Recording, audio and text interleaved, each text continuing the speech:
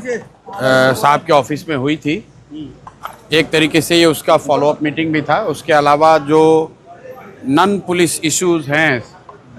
Infrastructure related या civic communities या सरकारी योजनाओं को लेकर, उसको लेकर भी चर्चा हुई। तो मुख्य सचिव, डीजीपी साहब और सरकार के वरीय जो अन्य 5 प्रिंसिपल सेक्रेटरीज थे वो मीटिंग में थे। उनसे जो बात हुई उसके आधार पर ये तय हुआ है कि जो बात डीजीपी साहब के यहाँ चर्चा हुई थी, पटना में अगले 2-3 साल में एक फ्यूचरिस्टिक ट्रैफिक प्लान बेहतर कैसे बने, उसके लिए इंटर डिपार्टमेंटल कोऑर्डिनेशन मीटिंग कम वर्कशॉप होगा, जिसमें कि सभी कंसर्न डिपार्टमेंट के साथ साथ देश के जो इंडिविजुअल्स एंड इंस्टीट्यूशंस हैं जो ट्रैफिक की व्यवस्था को बेहतर बनाने में मदद कर सकते हैं, उनकी बैठक 1 सितंबर में की जाएगी। दूसरी बात जो सहमति बनी थी कि जो सूखा नशा का प्रभाव है, असर है, उसको कंट्रोल करने के लिए देश भर की जो सिविक सोसाइटी ऑर्गेनाइजेशंस हैं उनके साथ और पटना पुलिस के साथ मिलकर एक कम्युनिटी पुलिसिंग का प्रोग्राम हम लोग बना रहे हैं। उस पर हम लोग आगे डीजीपी साहब और पुलिस विभाग के साथ मिलकर काम करेंगे। तीसरी बात जो पिछले मीटिंग में तय हुई थी कि जो वेंडर्स हैं जहाँ से अनऑथराइज्ड कलेक्शन पुलिस कर रही है या किसी जोन में जहाँ पर लोगों ने कब्जा कर लिया है अपना, जिससे ट्रैफिक या रोड सेफ्टी पर प्रभाव पड़ता है, उसका एक स्पेसिफिक लिस्ट हम लोग डीजीपी ऑफिस को देंगे, जिस पर कंसर्न थाना उस पर कार्रवाई करेगा। ये पिछले मीटिंग का फॉलोअप था जिसको आज हम लोगों ने, जिसको चीफ सेक्रेटरी के प्रेजेंस में, सभी वरीय पदाधिकारियों के प्रेजेंस में अप्रूव किया गया कि इसको आगे करना है। इसके अलावा जो चीफ सेक्रेटरी से जुड़े मुद्दे थे उसमें जो सबसे बड़ा मुद्दा है कि पटना में जो लोगों को, राशन कार्ड धारकों को 3.5 किलो या 4 किलो अनाज मिल रहा है,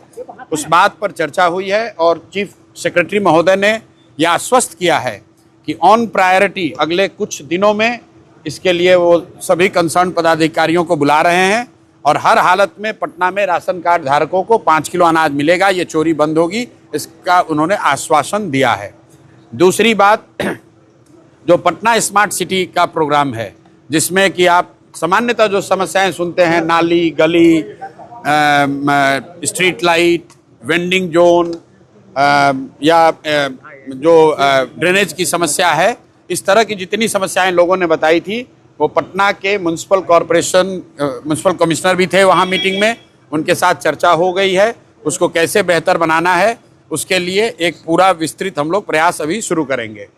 पानी को लेकर पटना के विभिन्न वार्डों में लोगों ने जो समस्या बताई थी कि पानी गंदा आता है या पानी पीने का जो पानी वो बेहतर नहीं है, उस पर सरकार की ओर से जो कंसर्न ऑफिसर थे उन्होंने बताया कि पटना में पेयजल की समस्या के लिए एक पूरा नया प्रोजेक्ट शायद बन रहा है, उसका डीपीआर बन गया है, लेकिन साथ में ये भी तय किया गया कि जब तक वो नई व्यवस्था बन रही है तब तक वार्ड वाइज जहाँ पर भी गंदे पानी की या कम पानी की पेयजल की समस्या की बात है उसकी लिस्ट हम लोग उनको देंगे और अगले 2-4-5 दिनों में डिपार्टमेंट के साथ बैठकर हम लोग उसका सॉल्यूशन निकालने की कोशिश करेंगे। अंतिम बात, जो एजुकेशन को लेकर हमने घोषणा करी हुई है कि यहाँ पटना में बांकीपुर क्षेत्र के सभी स्कूलों में अगले 1 साल में गुणात्मक सुधार होगा और अगर नहीं होगा तो बच्चों को प्राइवेट स्कूल में पढ़ने की व्यवस्था की जाएगी। इसको लेकर एजुकेशन डिपार्टमेंट के साथ चीफ सेक्रेटरी की अध्यक्षता में एक बैठक आने वाले दिनों में बुलाई जाएगी जिसमें हम लोग पार्टिसिपेट करेंगे। उसके बाद आपको बता पाएंगे कि स्कूल को लेकर क्या क्या निर्णय आगे किए गए।